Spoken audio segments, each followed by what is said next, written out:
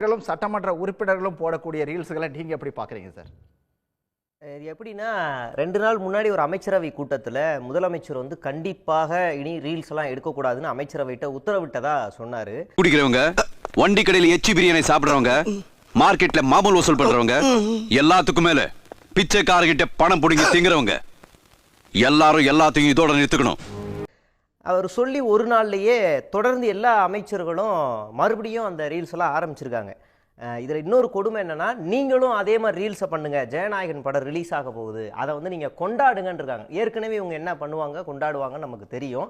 பஞ்சாயத்துல நீ முட்டாதனமா பேசிட்டு அந்த கடிதாச்சுல படித்தவுடன் கிழித்தவுடன் போடுதுச்சியா? நான் படிச்சவன கிளிக்கலாம் கேட்டேன், கிளிக்க சொன்னா கிழிச்சாச்சு. கிழிச்சது இல்ல, அப்ப படிச்சதை சொல்லு.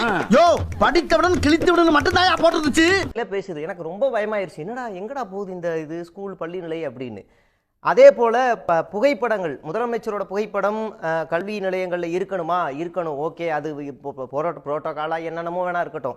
அதை அந்த இடத்துல போய் வைக்க வேண்டிய அதிகாரம் யாருக்கு இருக்குன்னு ஒண்ணு இருக்கு என்று வரவேற்று வாழ்த்தி வணங்குகிறது.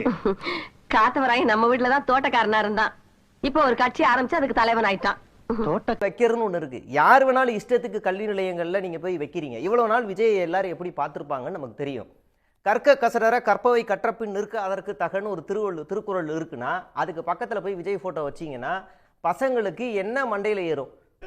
தம்பி 20 வருஷமா புரியாத அரசியல 5 நிமிஷத்துல புரிய வச்சுட்டீங்க தம்பி. வாழ்க ஜனநாயகம்.